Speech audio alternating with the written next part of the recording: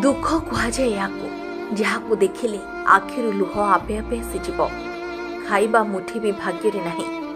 ପୁଅ ବୋହୂ ଝଗଡ଼ା କରି ବୁଢ଼ା ବୁଢ଼ୀ ବାପା ମା'ଙ୍କୁ ଘରୁ ତଡ଼ି ଦେଇଛନ୍ତି।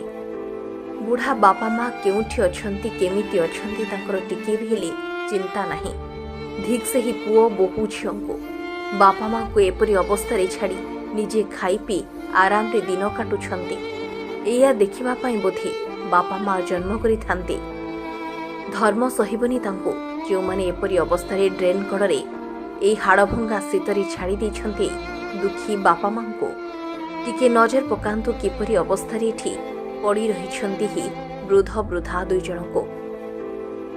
ଦେଖିଲେ ତ ଏ ହାଡ଼ଭଙ୍ଗା ଶୀତରେ ଭୁବନେଶ୍ୱର ଡମଣା ହାଟ ପାଖରେ ଥିବା ଦୋକାନ ବାରଣ୍ଡାରେ ବିନା ବିଛଣାରେ ଛିଣ୍ଡା କମଳ ଘୋଡ଼େଇ ହୋଇ ରାତି ସାରା ବୃଦ୍ଧ ବୃଦ୍ଧା ଦୁଇଜଣ ରାତି ଦିନ ଅତିବାହିତ କରୁଛନ୍ତି।